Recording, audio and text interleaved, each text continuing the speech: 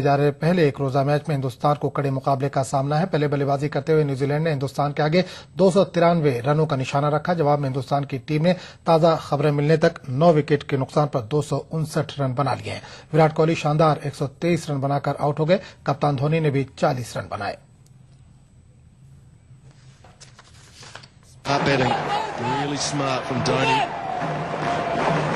Get the feeling that these two are just going through the gears. They've done it so. Oh no. It's a good piece of fielding, but Adam Milne didn't even try and stop that. I just wonder. Record और धोनी साथ साथ चलते हैं। उनकी कप्तानी में team India test और one day और T20 में नई बुलंदियों को छू रही है। धोनी विकेट के आगे और पीछे हर मुश्किल मौके पर महाज संभालते हैं। जरूरत पड़ने पर गेंदबाज का रोल निभाने से भी वो गुरेज नहीं करते। आज विकेट कीपर धोनी ने रिकॉर्ड बनाया। रॉस टेलर इनके 300 में शिकार बने।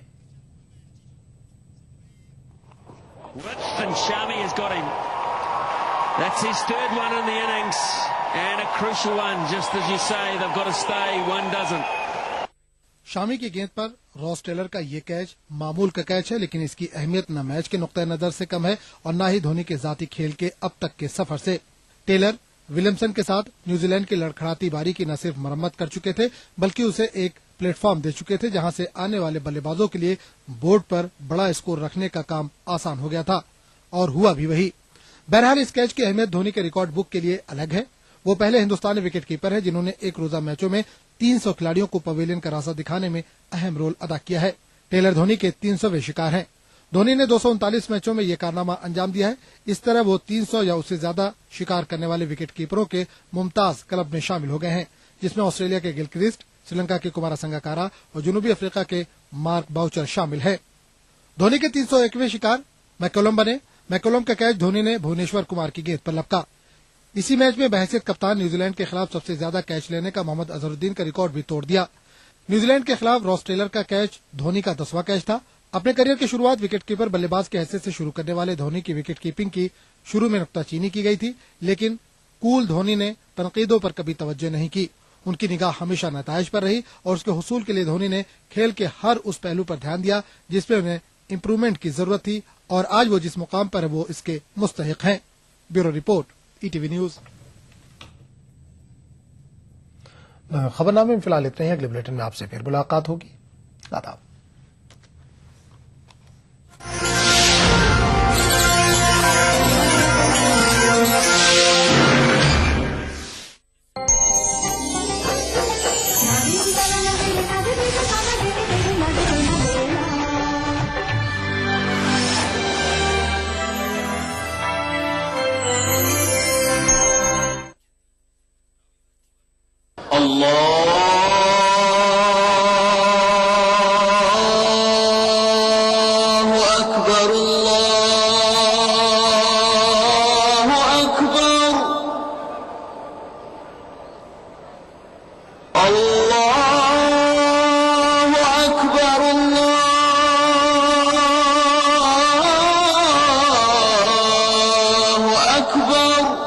मस्जिदुल हराम से नमाज फज्र देखिए रोजाना सुबह 5:30 बजे सिर्फ ETV उर्दू पर।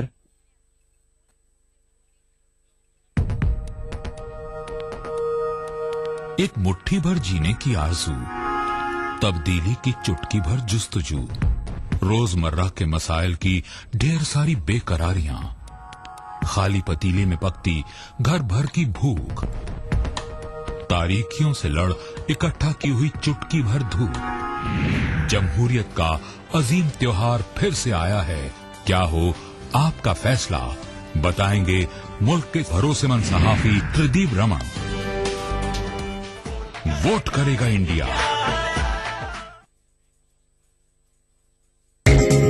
ETV उर्दू पर अगला प्रोग्राम।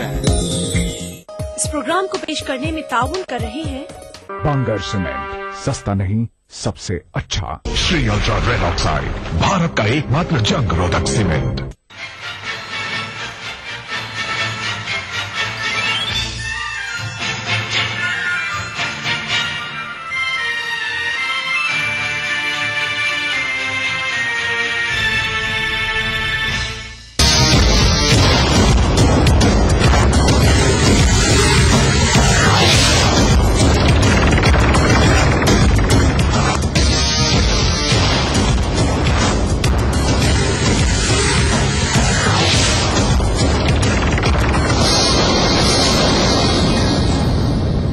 जम्मू कश्मीर अपनी खूबसूरती के लिए हमेशा ही अपनी पहचान अलग रखता है, सब लोग उसकी तरफ मुतासिर होते हैं, वहां घूमने जाते हैं, लेकिन इन दिनों आर्टिकल 370 की वजह से चर्चाओं में है।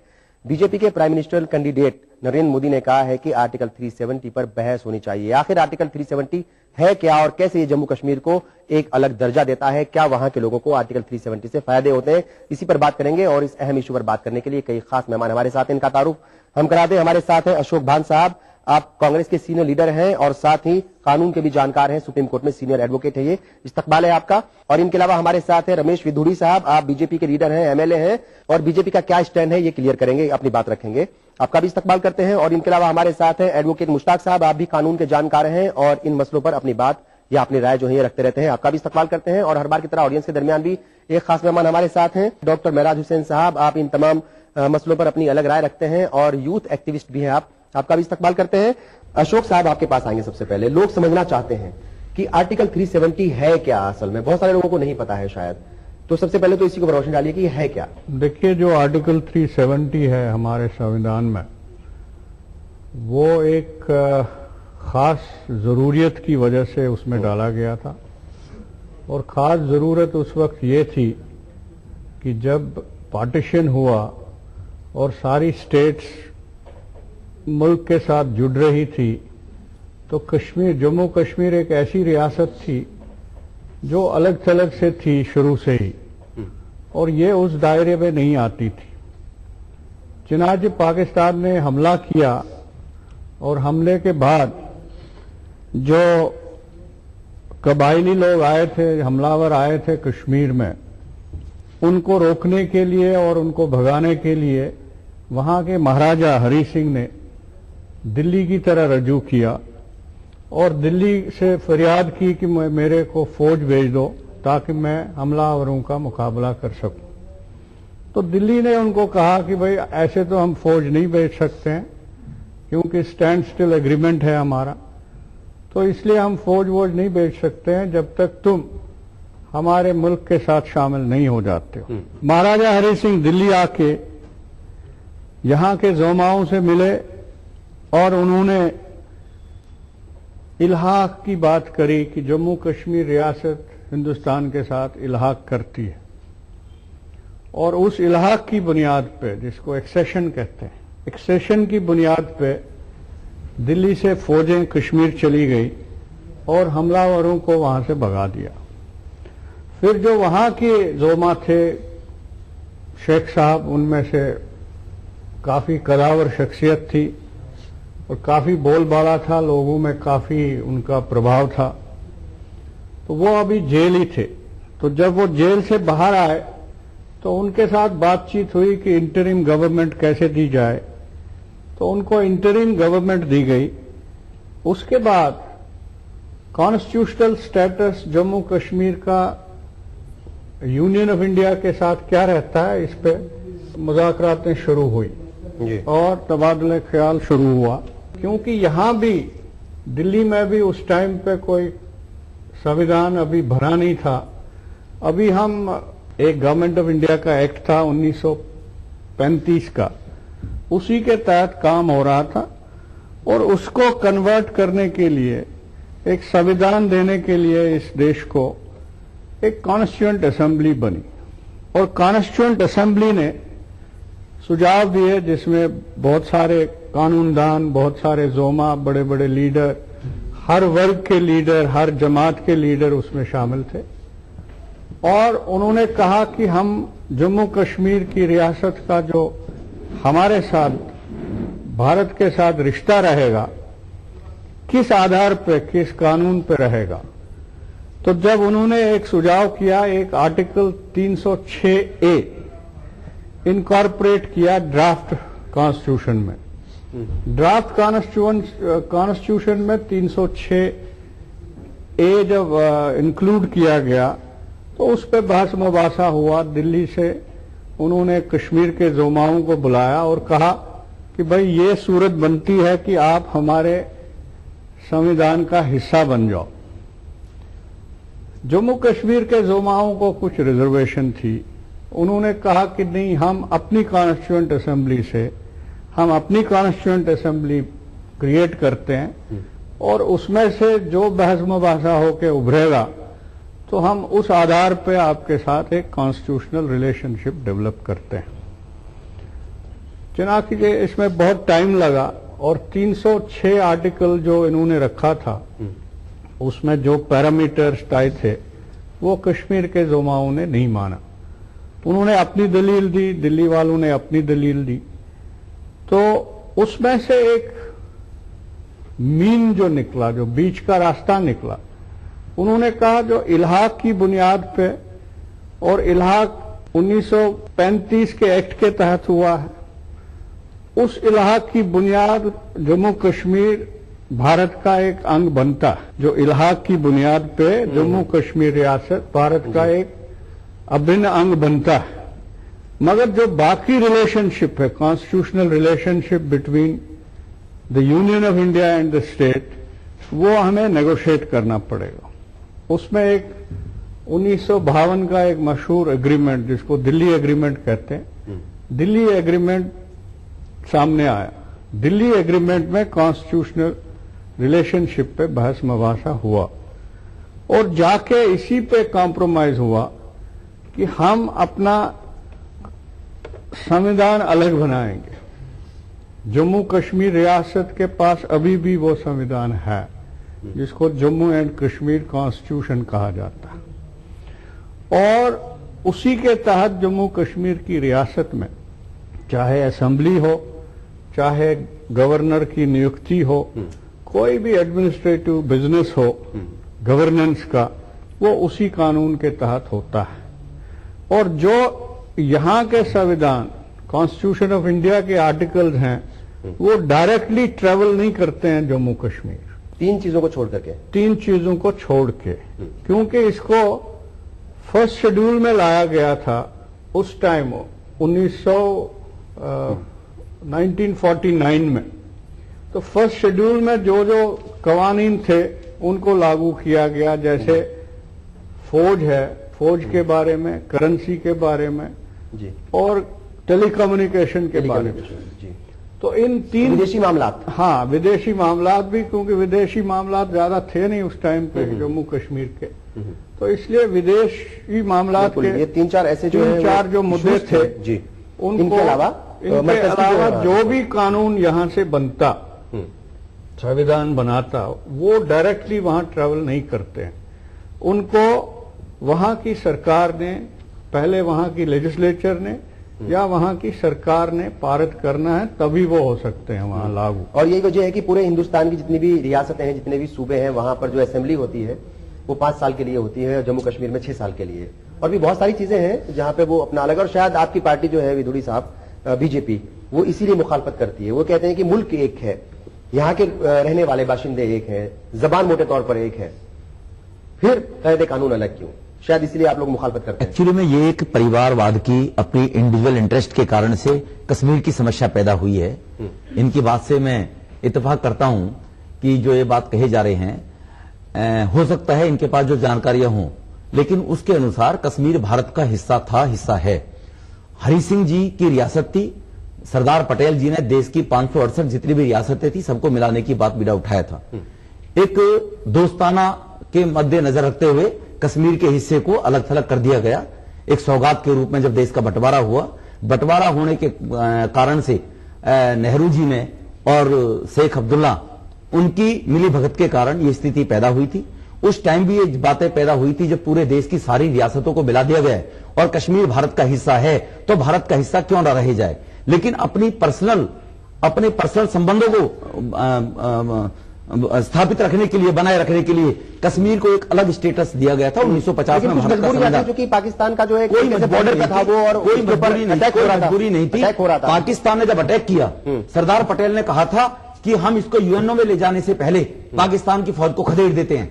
उससे पहले ही नेहरू जी जाकर और वहां पर यूएनओ के अंदर इस बात को रख दिया उन्होंने। अगर पाकिस्तान की फौज पहले खदेड़ दी जाती, जो आज 1/3 के ऊपर पाकिस्तान के लोगों ने कब्जा कर रखा है और जिसको वो आजाद कश्मीर कहते हैं, ये बीज बोया हुआ है, तो कुछ लोगों के निजी हित और स्वार्थों के कारण, जो वंशवाद की बात आज भी चली आ रही है देश के अंदर, जिसके कारण देश उठ नहीं पा रहा है, उसके कारण से कश्मीर की समस्या पैदा हुई है। अगर आज महाराष्ट्र के लोग ये बात को उठाते हैं कि पूर्वांचल के लोग यहां ना आए तो लोगों को दर्द होता है, तो तो भारत के और अन्य प्रांतों के लोग, हिंदुस्तान के लोग वहां पर क्यों नहीं जाकर रह सकते हैं कश्मीर के अंदर?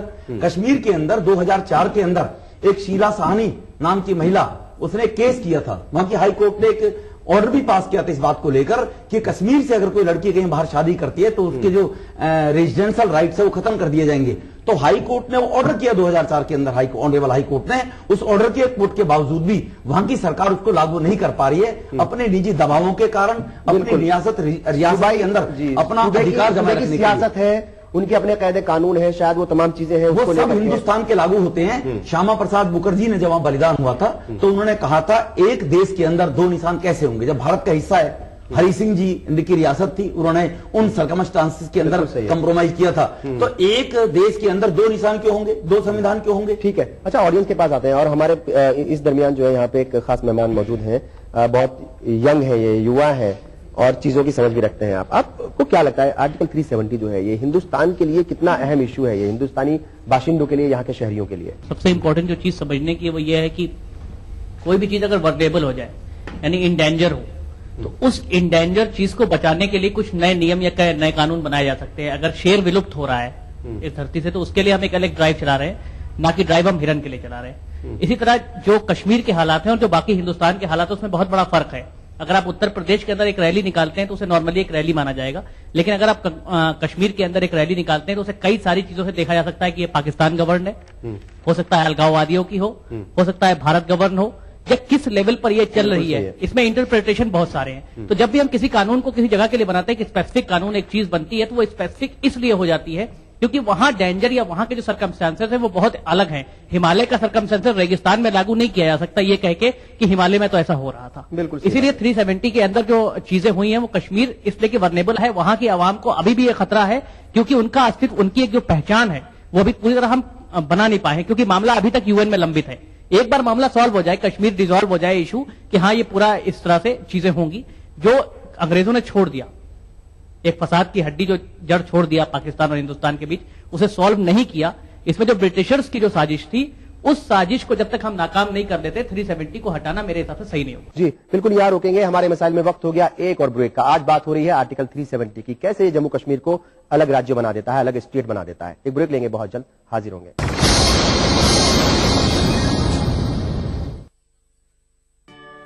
ये है रोजी जिसे अपने हुकूक का इल्म ही नहीं था, लेकिन अब सरकार की अक़लियती फ़िरक़े की ख़वातीन में क़ुव्वत क़यादत बढ़ाने वाली नई रोशनी स्कीम ने रोजी जैसी हजारों ख़वातीन को अपने घरों से बाहर आने पर राग़िब करके खुद मुख्तार बनाया। वज़ारत बराए अक़लियती उमूर की इस स्कीम में सरकारी निज़ाम, बैंकों और दूसरे मददगार इदारों के जरिए तमाम अक़लियती ख़वातीन को अपने रोजमर्रा के बैरूनी काम करने के लिए तकनीकी मालूमात फराहम कराई जा रही हैं, जिससे उनमें एक नई खुद एतमादी पैदा हो रही है। आज रोजी अपने पैरों पर खड़ी है और अपने जैसी दूसरी ख़वातीन को भी नई रोशनी स्कीम की तरह तरह की ट्रेनिंग दे रही है ताकि वो अपने पैरों पर खड़ी हो सके। अक़लियती ख़वातीन में क़ुव्वत क़यादत बढ़ाने वाली नई रोशनी स्कीम।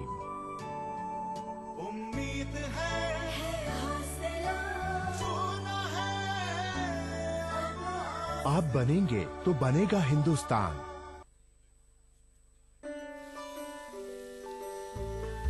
उंगली के इशारे से चले दुनिया प्यारे, काम चाहे जो भी हो यही काम आए, बिन बोले ही हर बात कहे जाए, जिंदगी एक चुटकी में आसान बनाए, आसान बनाए।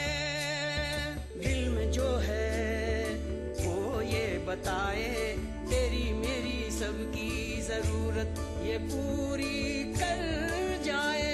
हम समझते हैं इस उंगली के इशारे को, इसलिए हम लाए हैं जन सेवाएं आपकी उंगली के इशारे पर।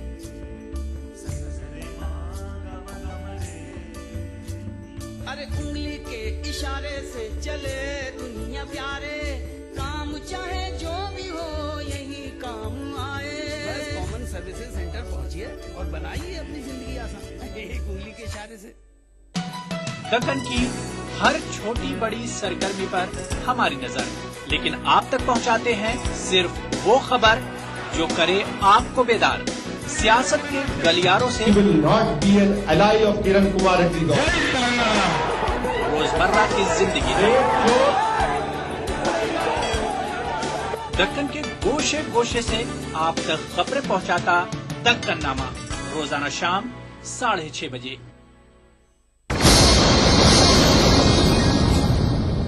ब्रेक के बाद एक बार फिर आप सभी का इस्तकबाल है। आप देख रहे हैं हमारे मसाइल और आज हम बात करें आर्टिकल 370। आखिर आर्टिकल 370 है क्या और कैसे जम्मू कश्मीर को एक अलग स्टेटस देता है, क्या कुछ इससे फायदा होता है वहां के बाशिंदों को। और बात होती है आजादी की, कई बार हम बात करते हैं, इस तरह की आवाजें वहां से जो है उठती हैं कि भाई कश्मीर को आजाद कर दिया जाए। और अभी कुछ दिन पहले जो है अगर आपने जो है पढ़ा होगा कि प्राइम मिनिस्टर भी जो है सभी ऑल पार्टी मीटिंग उन्होंने बुलाई और राय मांगी कि क्या कश्मीर को आजाद कर दिया जाए, स्वायत्तता जो है उसको दे दी जाए। इस तरह की बातें जो हैं अगर एक जगह से उठेंगी फिर दूसरे जो है पश्चिमी बंगाल, केरल और मणिपुर तमाम तरह की जो है वो आवाजें लगातार उठना शुरू हो जाएंगी। क्या कहेंगे, ये मुल्क की एकता के लिए खतरा नहीं मानते आप इसको?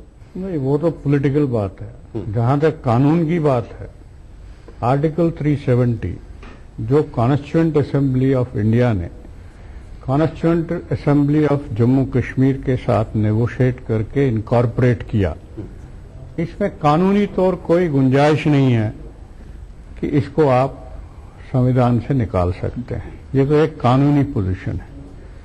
पॉलिटिकल पोजीशन, जहां तक हमारे दोस्त ने कहा, ये बात सही नहीं है कि पंडित नेहरू और शेख अब्दुल्ला के दरमियान कुछ एग्रीमेंट हुआ था। ये हिस्टोरिकली गलत बात है, क्योंकि हम भी हिस्ट्री से ताल्लुक रखते हैं, कानून से ताल्लुक रखते हैं। कॉन्स्टिट्यूएंट असेंबली में सरदार पटेल मौजूद थे, उनकी आवाज उतनी जोर से चली नहीं, क्योंकि मेजॉरिटी जो ओपिनियन थी वो इसी हक में थी कि कश्मीर को एक स्पेशल स्टेटस दिया जाए। कुछ मजबूरियां हैं, कुछ पॉलिटिकल एक्सपीडियंसी है और इस वक्त सिचुएशन को बचाया जाए। सरदार पटेल जी ने भी अपना पॉइंट ऑफ व्यू रखा, नहीं रखा वो कहीं लिखा नहीं है। कॉन्स्टिट्यूएंट असेंबली के डिबेट जब देखते हैं वो नहीं चलता पता। तो इसलिए ये कहना दुरुस्त नहीं है कि ये पंडित नेहरू की अपनी निजी जागीर थी तो इसलिए उसने शेख अब्दुल्ला के साथ करके दिया। ये पॉलिटिकली भी गलत है और कानूनी तौर भी, और इसका कोई एविडेंस है नहीं। ये एक प्रोपेगेंडा स्टंट है हमारे हिसाब से। दूसरी बात कि अब इतने साल हो गए 370 को कॉन्स्टिट्यूशन में रहे हुए, अगर बीजेपी का ये दावा है पॉलिटिकल लेवल पे कि हम इसको खत्म करेंगे, काफी कैंपेन चली, जैसे इन्होंने कहा लेट माननीय श्यामा प्रसाद मुखर्जी ने बलिदान दिया, वो गए वहां, उन्होंने बलिदान दिया, वहां एक परमिट सिस्टम होता था, उन्होंने परमिट कहा कि मैं नहीं मानूंगा और उन्होंने डिफाई करके तो फिर वो वहां बीमार हो गए। और अब बलिदान कहा जाता है कहा नहीं जाता है, it's a matter of evidence, मगर वाकया ये है कि उनकी डेथ वहीं हुई थी कश्मीर। अब उसको अगर आप परमिट सिस्टम एबॉलिश करते हैं, उसको 370 के साथ कोई बिलावास्ता कोई संबंध ही नहीं है। जैसे अभी इन्होंने एक जिक्र किया कि वहां की बेटियों को स्टेट सब्जेक्ट राइट नहीं होता है जब वो शादी बाहर करेंगे, वो भी 370 के साथ कोई रिलेशन नहीं। वो एक लोकल लॉ है वहां जो महाराजा हरि सिंह के टाइम का है। वो एक प्रोटेक्शन चाहते थे ये हरि सिंह के टाइम पे ही कि कश्मीर एक अलग थलग, एक जैसे जियोग्राफिकली भी अलग है, सुंदरता में भी अलग है, लोग भी अलग हैं, वहां के हिंदू मुसलमान भी थोड़े से अलग हैं मेन स्ट्रीम हिंदू मुस्लिम रिलीजन से। तो उस खास खुसूस एक आइडेंटिटी को बचाने के लिए कुछ इक़दाम किए गए थे जो कि एक कानून की सूरत में उभर करके आए। उसका 370 के साथ कोई रिलेशन नहीं है। 370 का एक ही रिलेशन है कि एक्सेशन हुआ है। 370 कॉन्स्टिट्यूशनल रिलेशनशिप का एक जरिया है with government of India, with union of India. इस जरिए को आप ऐसे ही पार्लियामेंट में कुछ सुझाव नहीं हो सकता। एक मुआहिदा हुआ था और ये हो नहीं सकता। ये लर्न भी हैं, वकील भी हैं, बड़ी अच्छी बातें की इन्होंने, बड़ी पॉलिटिकलाइज तरीके से बात कर रहे हैं कि उसका कोई रिलेशन नहीं है 370 से।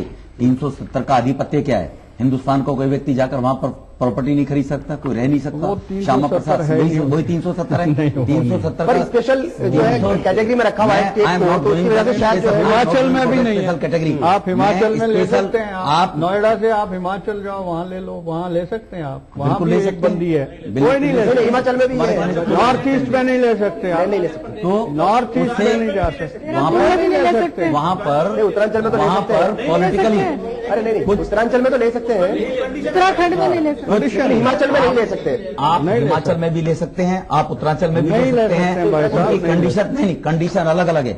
आप बिल्कुल, अगर ये जम्मू कश्मीर का हिस्सा है, एक तो वो ज्योग्राफिकली अलग नहीं है, बार बार गलत बात कही जा रही है, ज्योग्राफिकली वो हिंदुस्तान के साथ में अटैच है, हिंदुस्तान का हिस्सा है वो टोटल सारा का सारा। जैसे पाकिस्तान भी हिंदुस्तान का हिस्सा है जो पार्टीशन के बाद बना हुआ है, वो भी अपना आप इंडिया है। तो इसलिए ये जो बार बार कहे जा रहे हैं ज्योग्राफिकली वो अलग है, और वहां का राजा कौन था, और वहां पर अगर ये स्थिति नहीं है, 370 से रिलेट नहीं करते हैं, तो केवल वोट बैंक की खातिर अगर 370 वहां पर खत्म हो जाए, वहां पर अभी जैसे कहा है हिमालय का बराबरी वहां आप उससे कैसे नहीं कर सकते हैं? जब उत्तरांचल में हिमाचल में कर सकते हैं पहाड़ी क्षेत्र के अंदर, तो जम्मू कश्मीर के अंदर क्यों नहीं कर सकते हैं? वो कुछ बाहर की जो दुनिया की वर्ल्ड पावर कहने वाली कंट्री है, उसको हिंदुस्तान को कमजोर करना होता है, वहां अलगाववाद को जन्म देना होता है, या आपस में लड़ते रहे हिंदुस्तान के लोग, हिंदुस्तान कमजोर कंट्री बना रहे और मैं देश के ऊपर आधिपत्य के दुनिया की नंबर 1 शक्ति बना रहूं। अमेरिका कंट्री है जो, वहां से वो हेल्प मिलती है उन लोगों को, वहीं से वो पाकिस्तान अलगाववाद शुरू करता है वहां जाने के बाद। और वहां पर क्योंकि हिंदुस्तान का व्यक्ति अगर वहां पर जाकर, दिल्ली का व्यक्ति क्यों नहीं बच सकता जब वो हिंदुस्तान का हिस्सा है, तो पार्ट है, तो वो वहां का व्यक्ति आके यहाँ की क्यों नहीं रिश्तेदारी कर सकता, वहां की बेटी यहाँ के व्यक्ति के साथ में रिश्तेदारी क्यों नहीं कर सकती है? तो इसीलिए आर्टिकल 370 जो है वो कहीं ना कहीं जम्मू कश्मीर को भारत से अलग करने की एक, उस टाइम तो टेम्पररी कंप्रोमाइज था। और जो वो कह रहे हैं कॉन्स्टिट्यूशन हो नहीं सकता, प्रेसिडेंट ऑफ इंडिया को भी राइट है, नहीं, लेकिन प्रेसिडेंट ऑफ इंडिया को भी राइट है, भारत के प्रधान शेख अब्दुल्ला वो चाहते थे कि ये परमानेंट रहे, ये जो मुआहिदा उस वक्त हुआ है, के लिए नहीं था, बंटवारा कर दिया देश का अपने हितों के लिए। नेहरू खानदान ने कहा मैं हिंदुस्तान का राजा बन गया, मैं जम्मू कश्मीर का राजा बन गया। असली कहानी यहां से शुरू हुई। और ये श्यामा प्रसाद मुखर्जी बीमार हो गए, जो व्यक्ति चल के गया पैदल बॉर्डर पर, उसको गिरफ्तार कर लिया गया, और उसकी मां ने चिट्ठी लिखी देश के प्रधानमंत्री को कि अगर बड़े आदमी के घर का कुत्ता मर जाए उसकी भी जांच होती है। मेरा तो बेटा एमपी था, एमपी की मौत किस कारण से हुई आज तक रीजन को नहीं बताया सरकार ने। ठीक है, उसकी शहादत हुई है, कैसे कहते हैं बीमार पैदा हो, उन्होंने शहादत दी है जम्मू कश्मीर के लिए। क्या बताना चाहेंगे लोगों को? आर्टिकल 370 जो है वो है क्या, और हिंदुस्तान के शहरियों के लिए कितना इंपॉर्टेंट है यार आर्टिकल 370? आप आर्टिकल 370 पे बहस जरूर कीजिए, लेकिन उसके साथ ही साथ आर्टिकल 371 भी तो देख लीजिए, 371A भी तो देख लीजिए, बी भी तो देख लीजिए, सी भी देख लीजिए, डी भी देख लीजिए, ई भी देख लीजिए, जो कि नॉर्थ ईस्टर्न स्टेट्स को, आंध्रा को, महाराष्ट्र को स्पेशल स्टेटस दिया है। तो आप जब बात कीजिए तो कॉम्प्रिहेंसिव बात कीजिए, आप जो है टुकड़े में बात मत कीजिए। यू टॉक अबाउट आर्टिकल 370, लेकिन उसके साथ साथ ये भी देखिए कि दूसरे लोगों को जो स्पेशल स्टेटस दिया गया है उसकी जरूरत है या नहीं। मामला यहां पे ये है कि कश्मीर का आर्टिकल 370 हटे या नहीं हटे, ये देश हित में होगा या नहीं, नेशनल इंटरेस्ट में होगा या नहीं। तो मेरा ये मानना है कि अभी हालात ऐसे नहीं हैं कि उस पर जो है बहस किया जाए और उसको हटाया जाए, क्योंकि इससे जो है देश में इंटीग्रेशन होगा। बहस तो ये होनी चाहिए, जहां पे लोग ये डिमांड कर रहे हैं कि 370 पे बहस हो, बहस तो ये होनी चाहिए कि जम्मू एंड कश्मीर में जो स्पेशल आर्म्ड फोर्सेस एक्ट है वो जो है वहां पे लागू रहना चाहिए या नहीं। अभी आपको परसों की बात है, पेपर आप देख लीजिए, परसों की बात है कि 7 आर्मी ऑफिसर्स का जो है कोर्ट मार्शल हो रहा है, क्योंकि वहां की जो इंक्वायरी हुई है तो ये पता चला कि 7 जो है आर्मी के बड़े बड़े ऑफिसर्स ने 2 मुस्लिम नौजवानों को पकड़ करके इनकाउंटर में मार दिया था, और ये कहा था कि ये टेररिस्ट थे। लेकिन आज ये पाया गया कि नहीं, वो दोनों इनोसेंट थे। 1.5 साल तक वहां पे जो एजिटेशन हुआ, तब जाकर के 7 पे कोर्ट मार्शल हो रहा है। तो वहां कश्मीर के जो अवाम है उन पर जो वहां जो ह्यूमन राइट्स का जो वायलेशन हो रहा है, और इसको यूएनओ भी जानता है और जितने जो ह्यूमन राइट्स एक्टिविस्ट है वो भी जानते हैं। तो बहस इस पर आप पहले कीजिए कि वहां पे स्पेशल आर्म्ड फोर्सेस एक्ट होना चाहिए नहीं। तो इतनी बड़ी नाइंसाफी हो रही है, आप बात उसकी कीजिए कि ह्यूमन राइट्स वायलेशन नहीं होना चाहिए, फंडामेंटल राइट्स का वायलेशन नहीं होना चाहिए। इलेक्शन के वक्त में आप एक ऐसा शोषा छोड़ देते हैं कि जम्मू एंड कश्मीर के लोग जो पहले से जख्म खुर्दा है, जो पहले से परेशान है,